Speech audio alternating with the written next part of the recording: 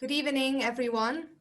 Welcome to C20 Society's 16th virtual lecture. I'm Margherita Manca. For those of you who don't know me, I am the Society's Communications Officer. And I just wanted to start by saying how wonderful it's been to see so many of you tune in each week since we've started our online program of events.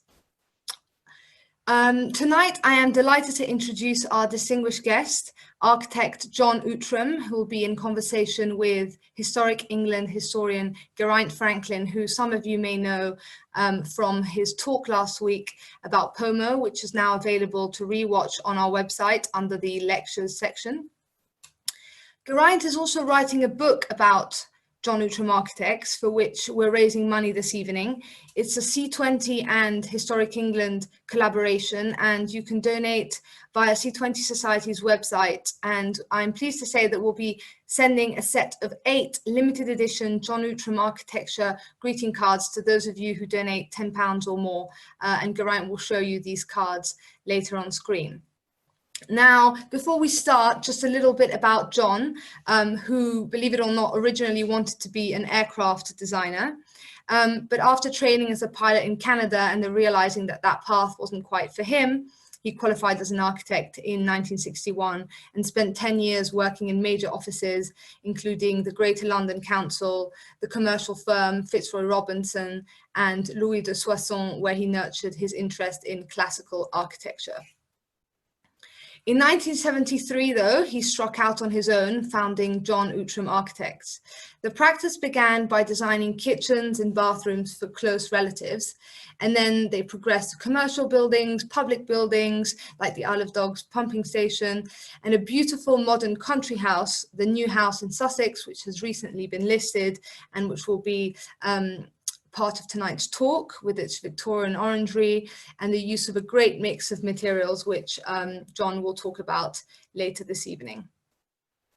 After that, John Outram Architects grew to 24 qualified architects, represented Britain at the 1992 Venice Biennale, along with big names Stirling, Foster, Rogers, Grimshaw, and Hopkins, and continued to build in Europe and the United States. John explained to me when we were preparing this talk that he is known but not widely because, as his late tutor Bob Maxwell wrote in 1997, Outram has broken the taboos of modernism. So more on that matter in just a moment from him. I think in closing, Outram Architects were an important part of 20th century architecture, even if people have their own views about postmodernism's importance in it. And I think we'll hear a bit about John's view that today the architect's profession and the medium of architecture itself requires renewal, as project managers as well as clients are involved in many projects, and I'm sure he will expand on this further. After the talk, there'll be time for some questions, so please post these in the Q&A function, and thank you to those of you who have already sent through your questions on Twitter in the last few days. We'll try our best to address some of those as well. So without further ado, I think I'll hand over now to Geraint for his conversation with John, which I very much look forward to. Thanks so much to both of you. Thanks, Margherita, and welcome, John. How marvellous to see you. How are you doing? I see we just passed the 100 mark. So hello, audience. I would love to see you all, but it's one of the things Zoom doesn't do, or can do, I suppose. Anyway.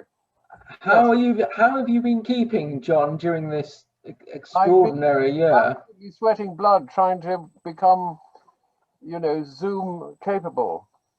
But I have to change my OS, my computer, buy a, you know, buy a little camera. Anyway, we are up to speed, I think. We'll see. Very good, very good. Well, you're coming over loud and clear. I just want to say, by way of introduction, there's little I need say after that very professional introduction by Margherita. But firstly, how apt it is that we're in conversation this evening, because the 20th Century Society in its events has always sought to include protagonists as well as historians of 20th century architecture, So here we are. That seems incredibly appropriate. Margherita mentioned the book on which I'm working, a study of John's practice and his work, and that is published by the Society. So the Society is supporting these monographs on distinguished practices operating in this country and beyond. And the book will look something like this size and shape. It'll be fully illustrated with marvelous new photographs. So if people want to donate, do go to the 20th Century website, and you can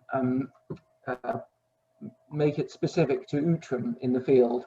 And as I think she mentioned, for those donating £10 or more, will receive a set of these postcards of John's architecture with 8 different designs, and they're looking, I got them, they're hot off the press, they're looking very good.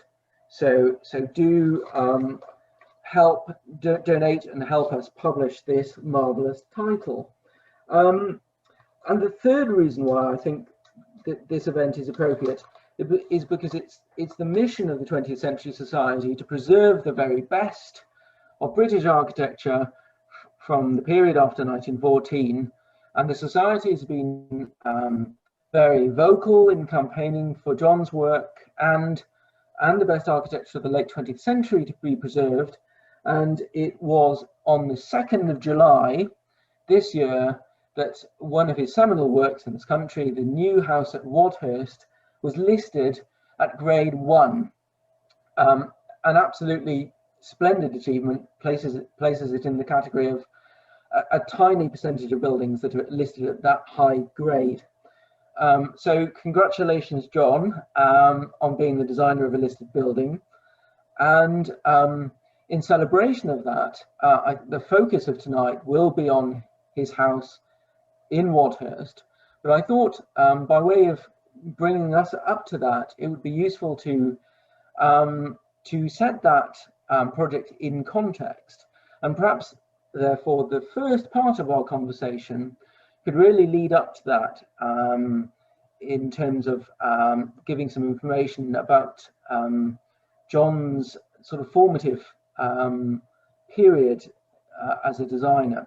So John, just to start us off, you got the commission for the new house in about 1978, as I understand it, when you were, give or take, about in your mid-30s. Could we kick off? Could you tell me what sort of designer you were at that point, and how far you got along your journey, but by 1978? I'm trying to turn on a picture of myself as well. I've got you, Geraint, but what has happened? Oh, okay. Oh, that's fine. Yes, well, the only thing I'd actually built was warehouses. I knew how to design a warehouse. I designed 2, but I'd spent an awful long time, about 12 years, in very big offices. I had no interest in running an office of my own. I wasn't a mother hen. I just wanted to work on very big projects because I knew that's what would give one more scope. So I worked for Fitzroy Robinson, the GLC. I worked 4 years in the GLC. I don't think anyone who subsequently became a good architect ever stayed in the GLC for 4 years. But I wanted to be a city planner, you see. So really leaving the GLC was an act of desperation. I went to bed for the whole winter to think about it, because I have a very tolerant wife. And then I joined the private sector. I joined Fitzroy Robinson, and then I went to Louis de Soissons, mainly for their library. They had a fabulous library. Louis de Soissons was French-Canadian, and he just had this wonderful library, which I spent many lunch hours in. And I began to collect books of my own. I finally bought about 2,000 of them. I had to put a special steel beam into my house, a very hidden one, naturally, because it's listed, and to hold the whole place together. I learned that you know, 19th century terrace houses. They put up the carcass in about 8 weeks. Anyway, that's besides the point. But really, this building you've got on the screen is what clinched it. When I took Margherita and Hans in my nearly new Citroën DS Safari to Heathrow, I showed them the only large building which my firm had designed, my firm being at the time 2 people, or possibly 3, which was completely empty. And what impressed Hans was its extreme economy. It cost £111 a square metre, which is possible, of course, because there's absolutely nothing inside it. It's all facade. And Marit liked it because it reminded her of an Egyptian granary and an Egyptian tomb. So between them, they liked it for very different reasons, and that made them ideal clients. Anyway, this is what did it. Great. Okay. Well, I'm just as I talk, I'm going to just rewind to that slide. We can see the information about the house, the basic dates, and you can see there. So it was designed from about 1978. Construction started in, I think, 1983, and was finished by 85, 86. So quite a protracted design period. And what you can also see there from those dates is that the Rousings, John's clients, came back to John on several occasions. And I think that speaks for itself. But it also means that the house, of course, is a sort of record of John's developing ideas about architecture. That's one of the themes I think I'd like us to come back to. But John, just to pick up from that narrative, tell us about how the commission came to you. Why was it that the Rousings chose you? How did they discover you? Well, Marriott wanted to go to Italy and live in Italy, but they were afraid their children might be kidnapped. And Hans he was interested in permaculture. He comes from a farming family, which is how the whole business developed. And he wanted a deer park, in which the deer were completely wild. If a deer fell ill, you did not help it recover. It just either recovered itself or died. And this is important to him.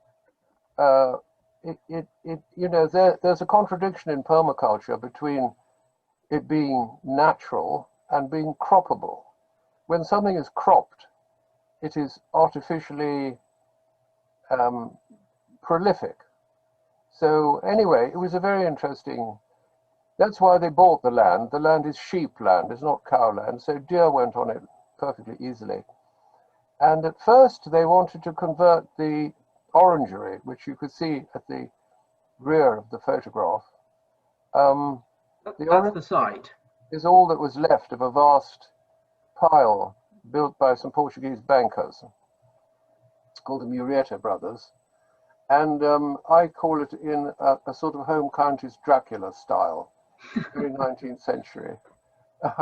Anyway, there was nothing left except the orangery, but we found we couldn't live in that because you couldn't put a first floor in until it was quite high up, and then there wasn't room for Hans, because Hans was extremely tall. I can't remember exactly how. It was well over 6 foot, 6'3" or something of that sort. And the pointed iron roof came to its point too soon. So basically what we ended up in, I mean, it took 4 years to design. Marriott was extremely serious about the design, but also extremely relaxed, which was very nice. And I said, well, why not just leave it as a beautiful ruin, which my youngest daughter rather wishes we had. But I tried to persuade her that we've helped it recover to something else. Anyway, and build a new house next to it. So and I did so many different designs for a house. And could you talk me through some of those designs? How did the building take its shape? Well, there was one design which I quite liked, which was individual pavilions connected by corridors. And then there was a circular one, which was sitting on ionic volutes, actually, which were made of rubber, so that when the cars hit them, they didn't break off. I was fairly desperate by then, but we used to meet quarterly and eat a very good lunch because Hans was a fantastic cook, and discuss these things. I thought it was some sort of hobby of Marit's, you know, designing the ideal. It wasn't really a house. It was more like a, what did Heidegger call them, a dwelling. Anyway, but eventually it got built. No, the actual form of the house is incredibly rational and traditional. It's a square whose diagonals meet in the middle of the living room, and it has two enfilades, one a sort of service one that goes through the hall, the utility room and the kitchen, with Hans's study at the other end, and another more formal one that goes through the library, the saloni, the dining room, the tropical greenhouse, the orangery itself, and the subtropical greenhouse. And then if you press on, you get to the swimming pool, which wasn't designed by me. Anyway, so it's the classic letter H, which is a classic country house form. You come in the middle to an entrance hall, which is completely windowless. I call it the turbine room. No, that's it. It has on its floor, it has the footprint of a gigantic column that would be about 80 feet high, because the original column is the columna lucis.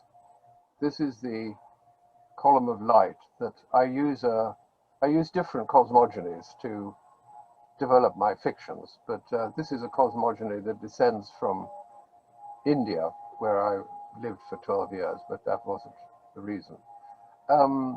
And you have two apotropaic columns when you enter. And you can see one of them in the picture. And they're what I call the rings of time. They're like, a bit like a Wankel engine. They're turbines that start time turning.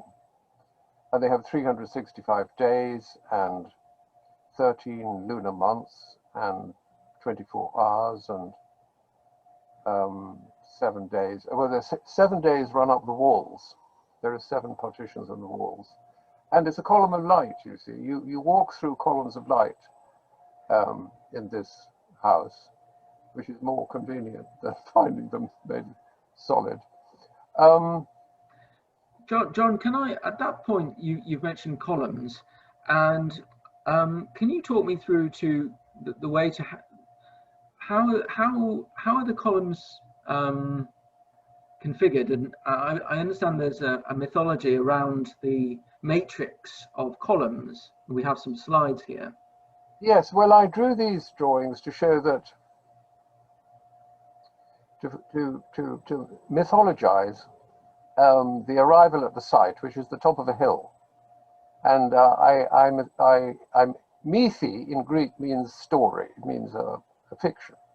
So I felt in the ground, and of course there was the ruins of a house there. There were walls in the ground, but Serlio, who produced the picture on the left, he proposed that this was the original building. It was a matrix of 100 columns.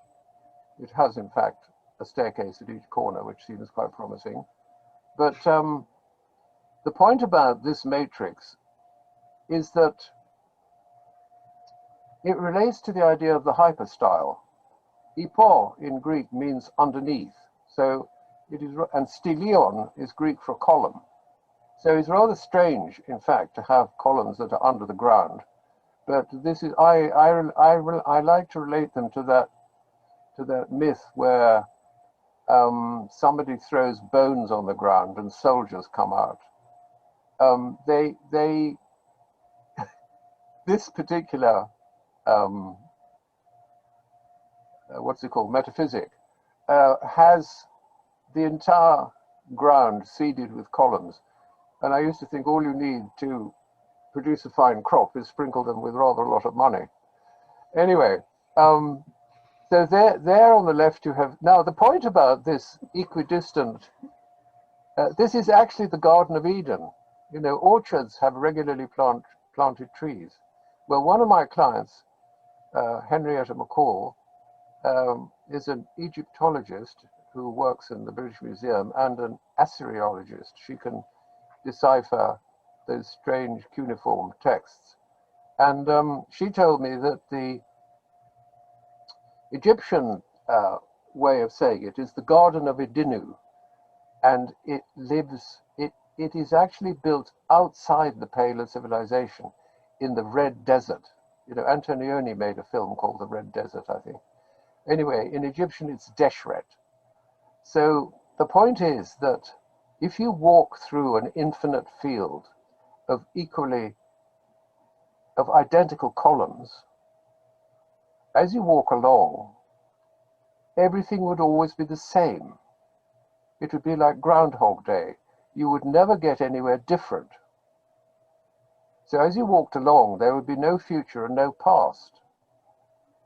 So in actual fact, what you're experiencing is an infinity of present moments. And I call that the time before time has begun to flow. Now, I call this an experience of nothingness. Now, the object of architecture is to make ideas carnal. If you look at my website, www.metaosis.org, I talk about this. The incarnation of ideas. I got the idea from Hannah Arendt, who says it was the ideal of Plato. He said you have to eat your ideas, which means you have to incarnate them. Anyway, so architecture provides you with a real-time experience of timelessness, except you need an infinity of columns, and you also need a good imagination and the ability to suspend disbelief. But there it is. John, I'd like to ask you how the Rousings responded to your idea of an infinite field of columns breaking up their house. No, I stuck very closely. And in other words, how that idea manifested itself in the plan. I've never worked for a client. Well, I've never been able to actually clarify my ideas. You know, the way you learn architecture is you go to Italy and you study the examples. Nobody has ever successfully theorized architecture. I have tried. It has taken me 1,000 pages, 3 volumes, and 3,000 illustrations. But because I believe that at the present moment, architecture has to be theorized, or it will just disappear, because everything has to be contracted, everything has to be, you know, what's it called, BIM. And if a thing isn't in the contract, it will cease to exist. Anyway, that's a local thing. I mean, it's a local, it's happened recently with computers. In the old days, when we drew buildings by hand, you could slip in a lot of metaphysics and nobody really noticed, you know, and if they did notice, they used to like it. I met a plumber in Harp, in the entrance hall of Harp, before it was demolished, which I feel sad about. And he said to me, "Oh, great, this is Art Deco, isn't it? And gas jets for a central heating company. Brilliant." He understood the building immediately. Which there they are, John, on the screen. The Harp. Oh, yes. Where is Harp? Can you see that? Oh, yes, there it is. Yes. Somebody tells me that the capital of Harp was bought by the V&A, or was offered to the V&A. Anyway. Yes. So Okay. yes, no, I kept to the advice of Mies van der Rohe, who is recorded as saying, who I met once in London, and he is recorded as saying, "Never talk to your client about architecture," which is probably good advice. No, I mean, we got on very well. Margherita Manca and I, but we didn't do metaphysics. You sent me this sequence of drawings, John, and I wonder if you can relate them to your idea of the field of infinite columns. Sorry, could you speak up a bit? I'm frightfully deaf. Yes, on the screen, John, are a sequence of sort of cartoons that you sent me, and I believe they elaborate your idea of the infinite field of columns. Okay, well, this is Serlio. I got the ideas from the late George Hershey, whom I went to stay with in Yale. He had a lovely wooden house, all set amongst trees, a rather sort of irrational plan. And he said that Serlio had the idea that when you designed a building, you came to it sort of ready-made. It was a collection of cells, of cellules, like rooms, divided by walls, thick walls. And when you get down to making it practical, you take away some of the walls. But if you go to a Renaissance Italian palazzo, when you look down, when you go through a doorway, you will find the floor has a piece of stone in it, which is the footprint of the wall that isn't there. And then he said, if you take away 4 walls, you will find a column. Yes, the picture on the left, if you look at the floor, you will see a panel of Carrara arabescata, which is a very nice marble, which has a strong black figure on white. And then coming out from it, there's a lot of travertine-sized, brick-sized pieces of travertine, which are the walls that aren't there.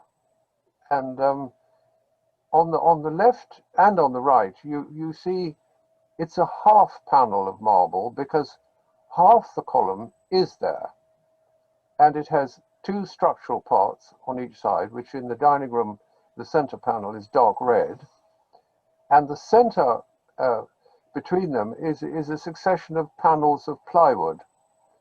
Now these actually rest there by gravity. They just clip there, and what's inside them is the services. This is the robot order, as it was christened, the Ordine Robotico. Ah, you see it on the corner.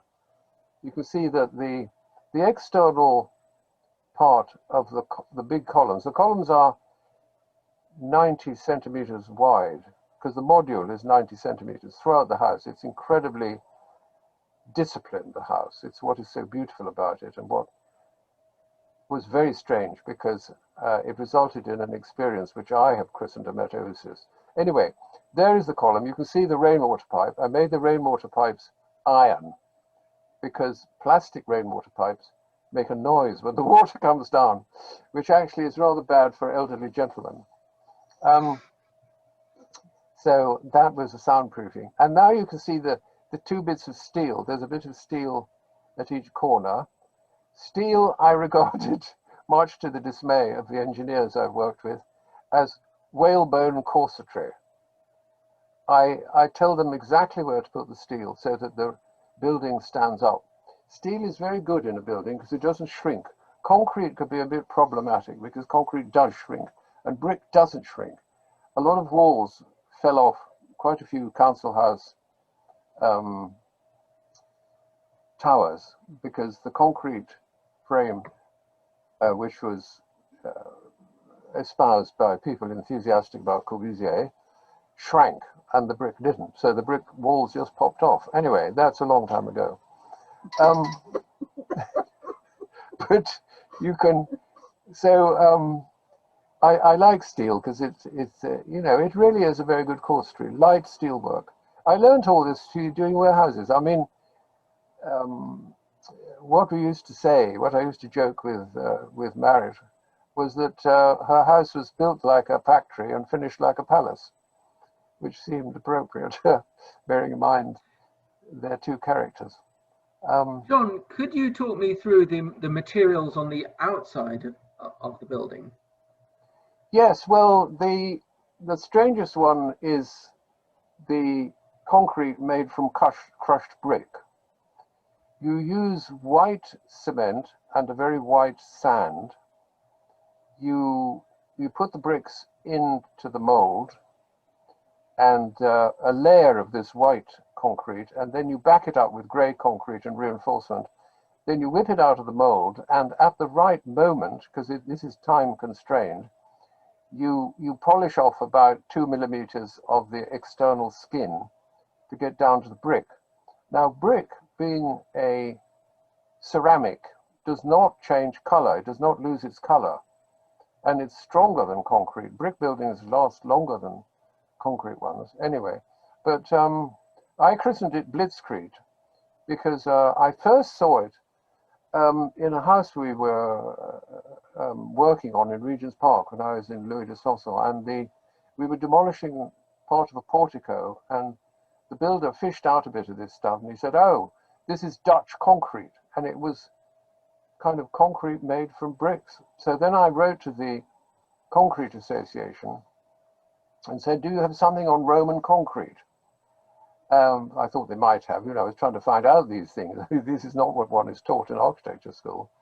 And they sent me back a pamphlet which described how you made an air raid shelter out of the ruin of your neighbor's house. So what could I call it but Blitzkrieg? I mean, bit of a bad joke, really. Anyway, the thing is, it's very pretty, and you can use any color you like. You can have green pigment. You see, pigment you use in concrete is much finer ground than cement. So the pigment coats the cement.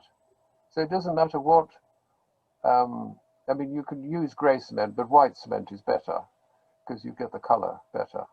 But I use green concrete in green Blitzkrieg in the Judge Institute in Cambridge. And yes, you can see it there in the Millennium Pavilion on the right-hand side. I'd also like to ask you, John, in that slide on the right-hand side, could you tell me about your order, and in particular, the rather intriguing-looking black capital? Well, you see, if you read Joseph Rickford's book, The Dancing Column, he has a very good shot at deciphering the meaning of the Ionic capital and so on. But we don't have any literature from the ancient Greeks.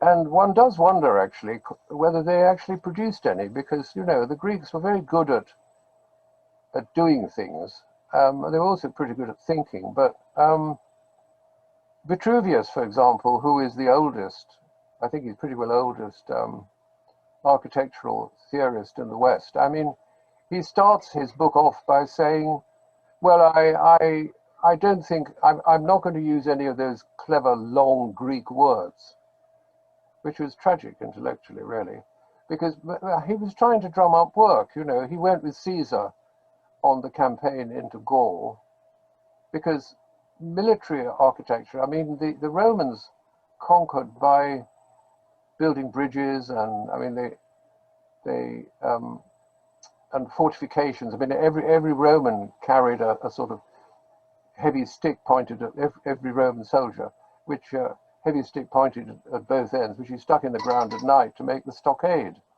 And they traveled with spades. They virtually engineered their way into the empire. So in Vitruvius's time, military engineering and civil engineering were much the same. And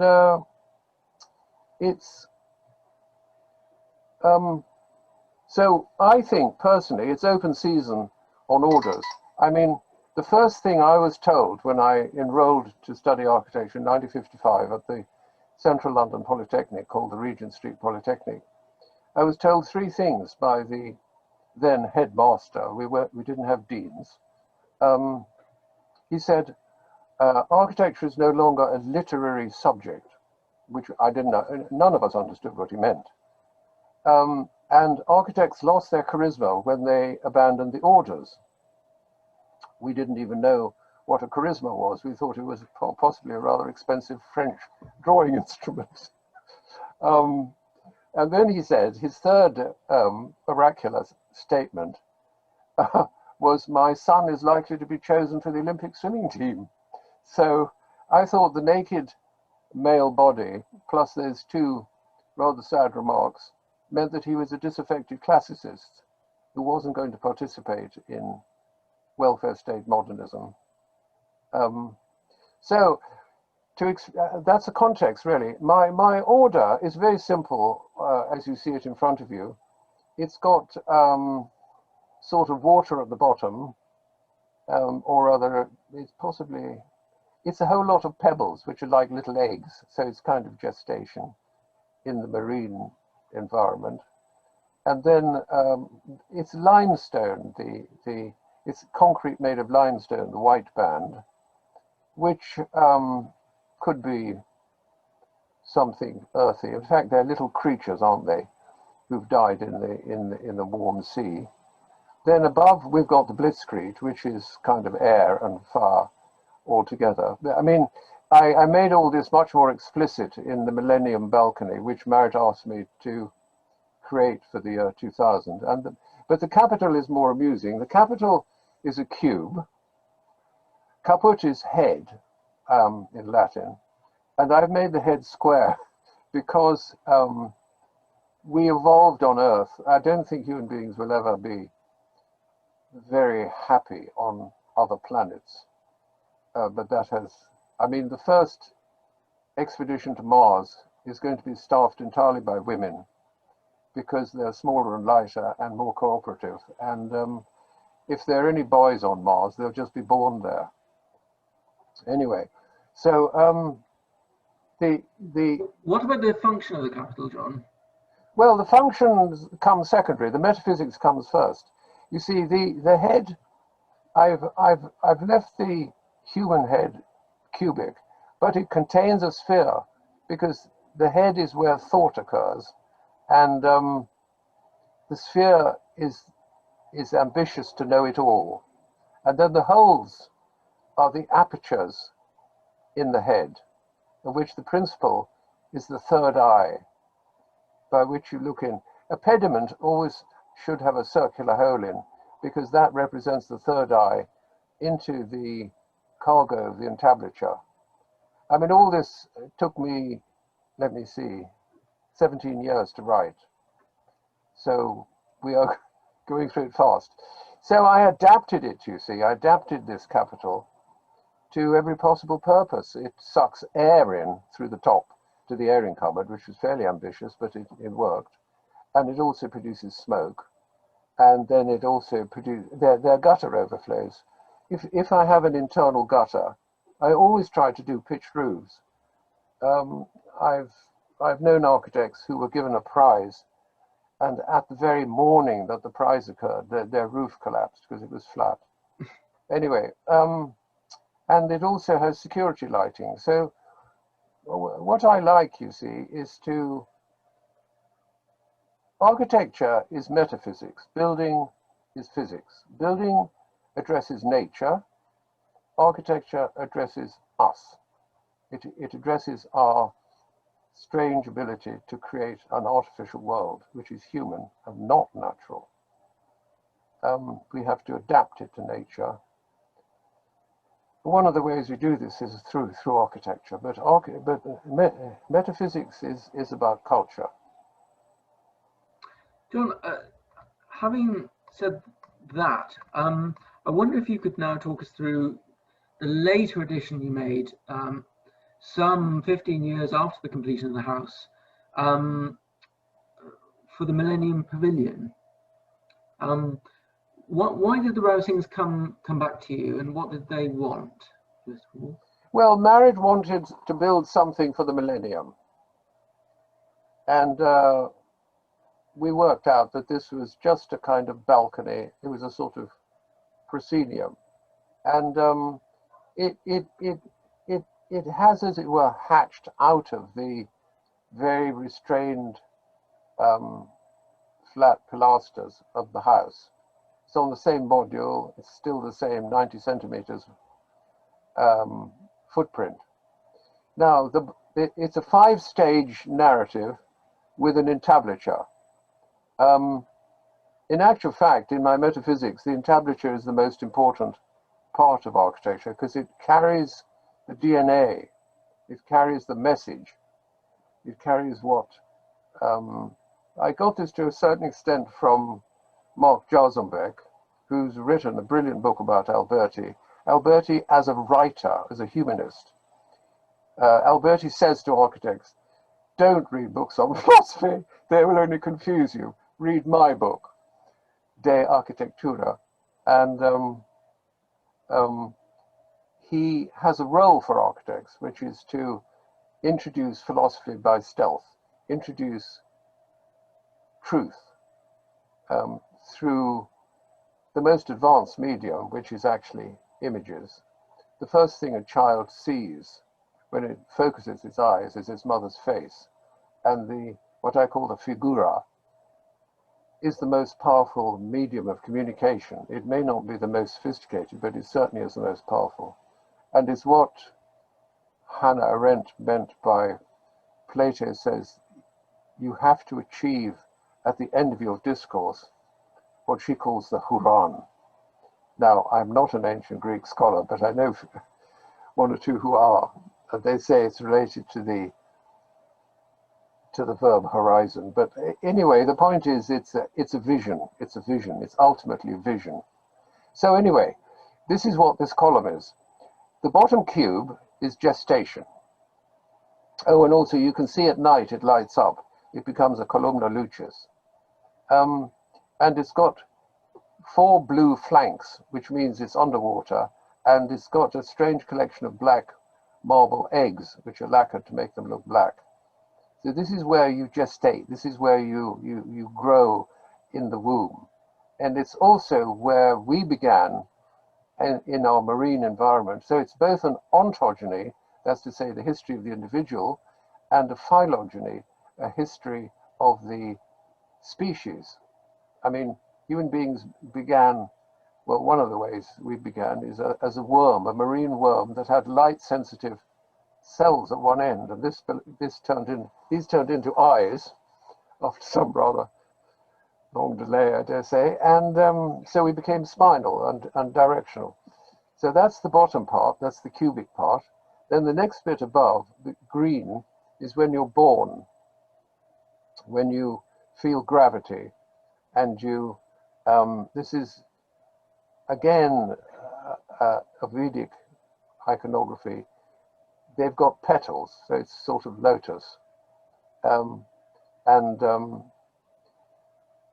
So this is coming out onto the earth.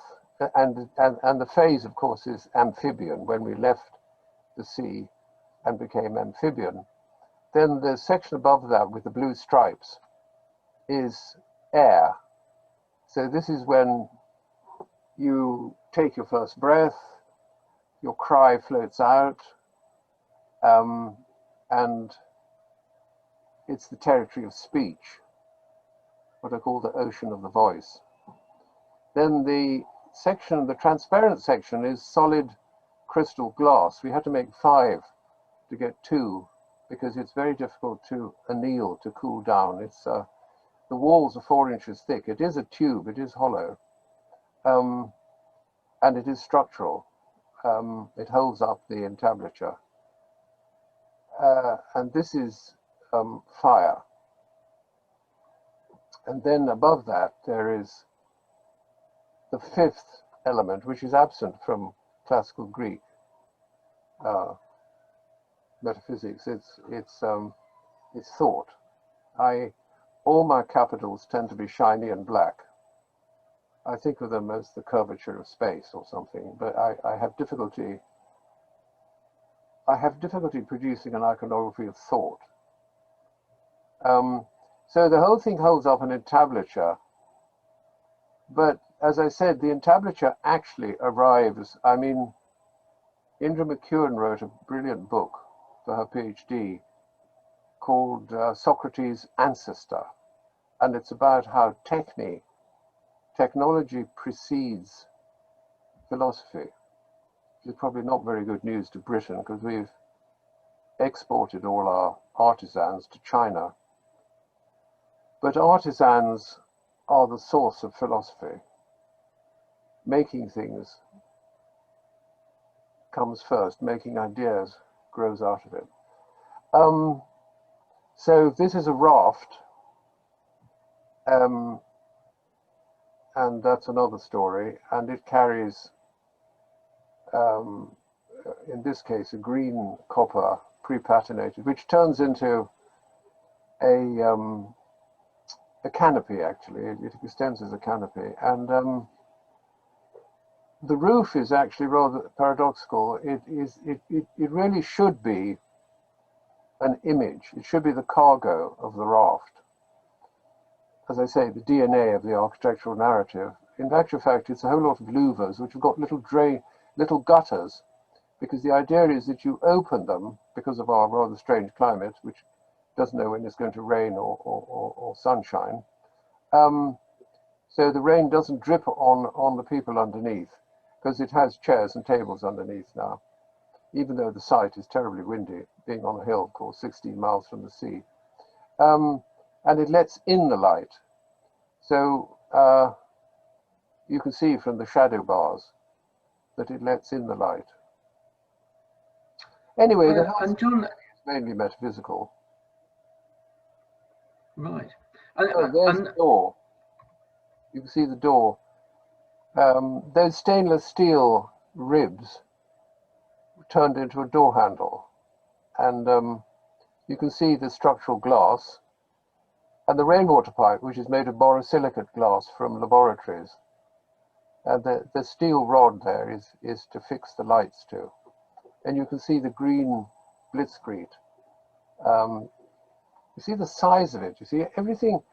High tech is so ridiculous because buildings have to be very large. In a fiction I'm writing at the moment, I've invented a creature called a robogyne, which is robot infantry. And I propose that they will be manned on the inside of the exoskeleton by humans who are not much larger than 5.5 feet, because they have to fit through doors, you see. Most, I think 2/3 of the human race is supposed to be urbanized by the year 2050. It's already past the 50. It's already past the halfway mark. So any wars are going to be urban. They're going to be inside buildings. Anyway, so buildings have to be very large. Nobody ever maintains them properly, and they have to be very cheap. I mean, tell that to somebody designing an airplane or a ship or a car, and they'd laugh at you. They're going to wear out in 20 years. I mean, aircraft, the 20-year-old aircraft, I remember looking at the paneling on the side of the door as I climbed into a plane flying me to Fort Worth from Houston, because I was rather interested to see how old it was. And of course, a plane that is about 30 years old is not the plane that left its factory. Everything has to be renewed periodically, completely. I mean, new wings, new tail, everything. So, I mean, to produce the technology that matters in buildings is corrosion and creep. They tend to sag and rot away. It's not about strength like high tech, you know, pumping iron. John, can you tell me how you responded to the Gothic orangery that you mentioned? Yeah. I understand this was the last. We're skipping back now to the original build, but this was the last element you tackled in around about 1985. Yes, that's right. When we decided to fix the orangery, I mean, the roof was corroded, so we took it off, and then the building was in danger of falling down because, like good 19th century builders, they built the steel frame, the iron frame first, Then they put in the wooden windows. Then they clad it with some masonry. So I had to tie it all together,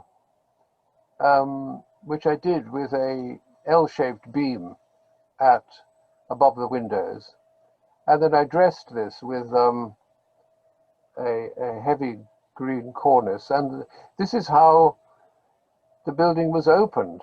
It was wonderful. It was like a sort of ultimate luxury, a building with no roof and a marble floor. Incidentally, it's the ship. There was a thought of building the swimming pool here, but it moved. So it left behind its footprint in the shape of a Viking longboat, which sailed between two planets called night and day. And there were 7 paths between them, and a bit of sort of simple-minded numerology. Who was it who wrote a book on classical numerology, Palladio and so on? Was it Witkova? I think so. Anyway, in the book he says the mathematics of the ideal villa would not impress a mathematician. It's too simple. Anyway, it looks nice. So the first roof we put on was for the eldest daughter's wedding, Elizabeth Rousing's wedding, but that was the first project management job that Gardner and Theobald did. We worked subsequently, but I gave them their first project management job. Anyway, it was a rather cheap effort and had plastic skin, which condensed, you see, it dripped. So ultimately, Marriott said, John, I need a roof that doesn't drip when 200 people eat in this. This is a permanent marquee. Every large house should have them. I mean, anyway, she said, I need one that doesn't drip. So I got down to it, and actually it was Gardner and Theobald who found a firm in Augsburg, Germany.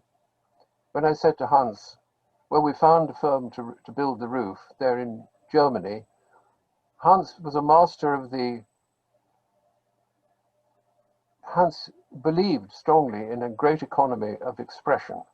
And all he said is, they will be expensive, which they certainly were.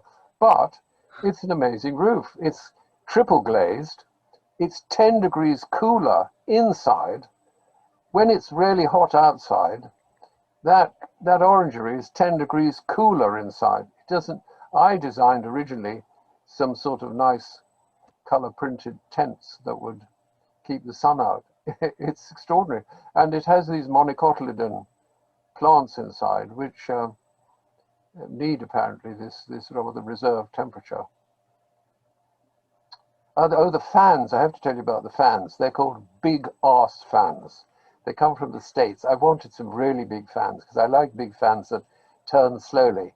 There's a wonderful scene at the end of Blade Runner where one of the protagonists is going to die, and behind him there are some completely superfluous, wonderful fans, propellers. I suffer from helicophilia, it's quite possible. Anyway, but there's these wonderful fans who turn very slowly. They're like the wings on the cherubim and the seraphim. Anyway, these are for cooling cows in the hotter parts of Middle America. John, thank you. That was a fantastic run through the new house, and with big ass fans and Blade Runner, I think what we can do now is bring back Margherita and open up the floor for some questions.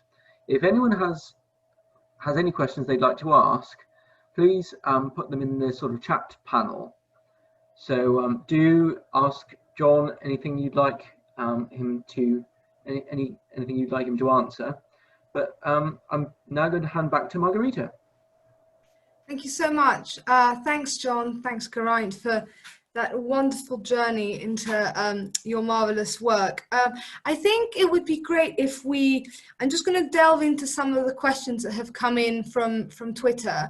And I had a look through our attendees, and Jo Amy has asked the following question. She says, I'd like to ask about John's views on the use of glazed ceramics in buildings, especially in relation to color and texture. So John, I don't know if you'd like to take over and give us your view on the use of glazed ceramics, please. Yes, well, glazed ceramics are the ultimate material because you could make them look like anything. I mean, there was a firm in Rome that made everything of glass. When I was working for Stuart Lipton and designing a building for him, we were trying to find all sorts of, we found a firm in Holland that made aluminium military vehicles, and they could make aluminium look like concrete. I know that one of the ethical requirements of a certain sort of modernism is truth to materials. There is something amusing about concrete made of ashes. It's so dismal, it's almost beautiful. You know, Corbusier called it béton brut, and it gave its name to brutalism, actually. It's a very difficult material to use, ceramics. I mean, the contractor who built the what's it called, the Natural History Museum, went bankrupt. In fact, I think they may have gone bankrupt more than once, because the trouble with ceramics is that when you make the biscuit, it shrinks. Then when you glaze it and fire it again, it shrinks again. And most flat ceramics has been sawn to the right shape with diamond saws. If you want a model ceramic to actually fit together on a building, well, I never had the client with the courage to use it. I used colored concrete. Safer. So there's your answer. Thank you. I'm sure it's very dangerous. Yeah, I can understand that. Geraint, shall we read some of the ones from the Q&A? Are you able to see them, or shall I read them? Yeah, sure, that's fine. Well, Elaine John sends her regards, Elaine Harwood, and she's got a question for you. She asks, what of John's unbuilt schemes does he most regret not seeing the light of day, and why? Well, I suppose it has to be the one you've got on the screen. This was a commercial project for Stuart Lipton. It towed through, it was a little engine that towed through the biggest planning application that had ever been made to the court of the City of London, because the building stretched right the way up to Holborn Viaduct.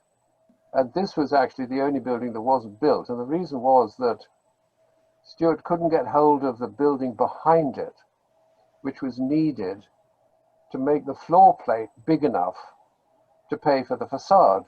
The facade looks expensive, but actually it wasn't costed as no more expensive than the building on Bishopsgate, which is connected to Liverpool Street Station. It was all made of industrialized materials. Some of them I'd invented myself. But it was just bricks and cement and stuff. John, Elaine also asks, since you made modest industrial buildings so monumental, I imagine John wanting to design a massive public building. Did you have such dreams? Well, as I think I said earlier, I wanted to design whole cities. In fact, in the book that my firm's design manual ends with the redesign of the Olympic site. I mean, for me, you know, the bigger the better, really. And the more solid the better. I always remember when I was in fact working on this building for Stuart Lipton, his number 2 rang me up and said, oh, we've just lost a planning permission. Why do the public want buildings to be heavy? I mean, they need to be comfortable, they need to be solid, they need to be something that is going to last. People need security. got enough to worry about without buildings falling down or being, I mean, every time I went to America to work on Duncan Hall, a building I'd seen before in Houston had vanished. I mean, you know, it used to be said that when General Motors sneezed, the world caught a cold. Well, that was in the 40s and the 50s when the car industry was the thing that kept the American economy going. But the Americans learned to throw the entire life space into the economic furnace. And everything was consumed and consumable. This is actually not, I don't think it's what, well, I don't think girls like it. Girls have to feel security. I mean, it was, you know, it was Eve who wanted knowledge, not Adam. I mean, she talked to the serpent, who actually is a figure for water. And she wanted the apple, which is a figure for the cosmos. She wanted to know what the hell was going to happen when she had the child. Although it is debatable as to whether if they lived forever, they actually had any children. But these are amusing questions. John, I wanted to ask you, really, we at the 20th century have had a series on different styles, and we've looked at 1930s modernism, we've looked at brutalism, last week we looked at Homo. How would you see yourself as coming and relating to these different styles, you know, given that you've lived through this period? How do you characterize your relationship, for example, with modernism? Have you tried to enlarge it from within, or have you tried to leave it and reject it altogether? What would you say about that? Well, my ambition is that an architect from the past should come to the present and be jealous that he didn't live now. I don't think, some architects might come and be jealous, but I mean, all I've tried to do is to modernize architecture. As I said, the first thing I was told, and literally the first thing I was ever told when I was studying architecture was that architecture was no longer a literate subject, which means that it no longer had anything intelligible to say. It was just technical. Now, in 1960, Leslie Martin separated architectural history from architecture. When I met Alison Richard, who was the provost of Yale for many years and then became the vice chancellor of Cambridge,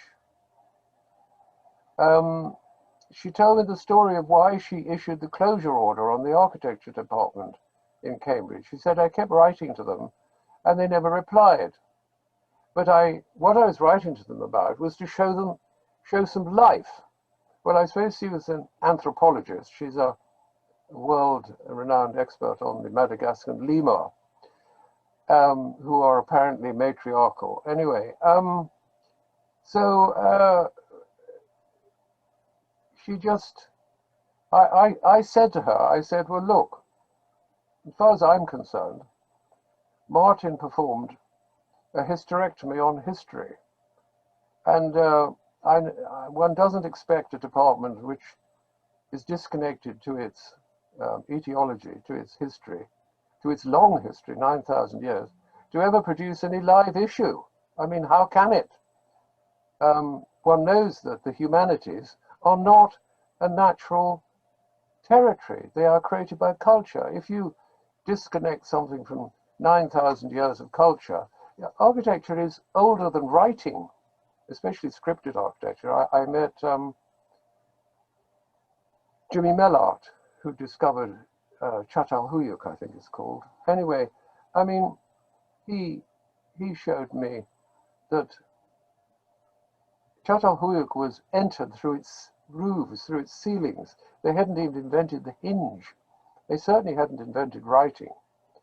It is incredibly old. It is a primary medium. It used to be called the mother of the arts, and Alberti calls it the paradigmatic medium of civilization, which it is. So if you disconnect what you call, I mean, Mies calls it Baukunst. I leave the definition of styles, most of which were pejorative. Gothic was invented by the Italians to run down the French. I leave the definition of styles to critics. Okay, John. Margherita, have we got time for a couple more questions? I think so. There was one that piqued my interest, which I think is an interesting question from Simon Woodward, asking, do you consider science fiction, John, to be an important genre of reference to a designer? Well, I would certainly regard fiction as very important. Fiction, I've passed the 1,000-page mark on a fiction I'm writing, which kind of reverses my 3-volume theorization of architecture and makes it into not very futuristic kind of exploration of the ideas. So fiction, you see, is supposed to be realistic. Philosophy is supposed to be true. It's a subtle difference. So, of course, I've had to put a lot of sex and violence into my fiction. Well, not a lot, some at least. And my literary editor says it's unpublishable, which I'm quite proud of, actually. I put some little bits of it in on my your Metaphysics. Yeah. On your website, I was going to say, I'll share the link to Metaphysics in the chat function in a moment. Yes, yes. If you hit on the highlighted words, you'll get a few bits of fiction. Could I ask? Could I read out a question from Jeremy Musson, John? Jeremy has written, "Dear John, wonderful talk. I always remember the sheer colour and comfort of Wadhurst, and the delight this house gave the Rousings, especially Marriott.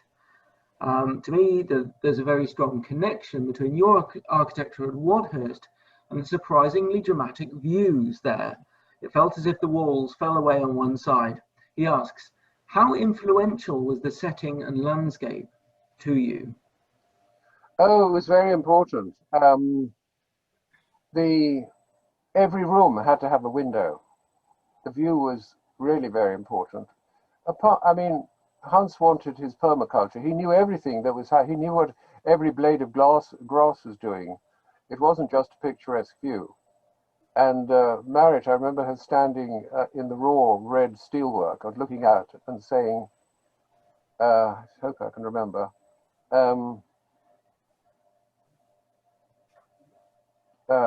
tu n'es que, what is it, beauté et, oh God. Anyway, it was some lines from Baudelaire. I'll remember in a minute. My brain is completely decayed. Yes, they didn't want a demonstrative house like the old country houses. They were very powerful and dominated their landscape, and all the hundreds of people that worked on it. There's hardly anybody working in the deer park. Là, tu connais ordre et beauté, calme, luxe et volupté. That's right. Those are the lines from Volupté. That's it. That's it. He was actually writing about Holland, funnily enough. Anyway, so when you go there, I mean, it's like a sort of sanatorium. You look out over this 1,000 acres of, there isn't a single building in view. It's incredibly calming. And the house is totally disciplined. It is, the first foreman apparently had a heart attack and died because he built 2 doors in the wrong place. I hope it wasn't really for that reason. But I think he had a bad heart. But I mean, everything is on a 90 centimeter grid, and it's it's disciplined to within 2.5 millimeters vertically and horizontally. And the effect is so beautiful. I only had one night to photograph the interiors, which you see on your picture. So I spent the whole night up with photofloods photographing.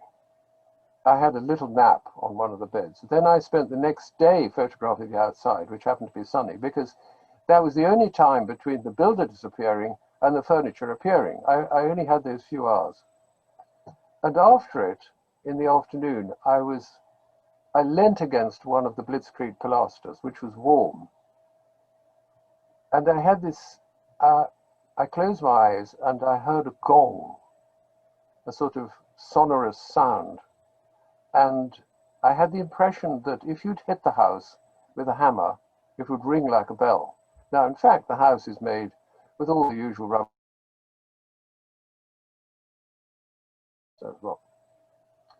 So if you really hit the house, nothing would happen. This was a vision, which is a sort of catharsis. And it was a result of filling my mind with too much phenomenological information, that is to say, pure sense impressions. And my mind had to resolve this into some kind of order. And this is what I call a metaosis. It's a kind of mental orgasm. It's something you feel in your body and know with your mind. And as a result, you understand things better. And what I understood, you see, made me sad, because the house is a collection of ediculi, which are in fact proscenia.